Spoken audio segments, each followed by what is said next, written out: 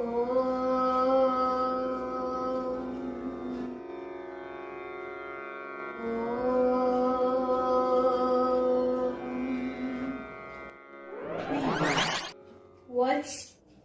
प्रभु हम आपकी तपस्या से प्रसन्न हुए।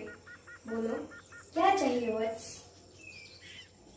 प्रभु हमें इस कोरोना काल से मुक्त होने का वर प्रदान कीजिए प्रभु। अरे तुमने मास्क नहीं पहना, वर बाद में लेना, पहले फाइटर। मास्क पहन के घर से निकलना, अन्ना पहन के पैसे अपने पॉकेट से निकल जाएंगे। और ऐसे ही इंटरेस्टिंग वीडियोस चाहिए तो वाइज ऑन ऑडियो को सब्सक्राइब कीजिए, लाइक कीजिए और जितना अच्छा लगे उतना शेयर कीजिए।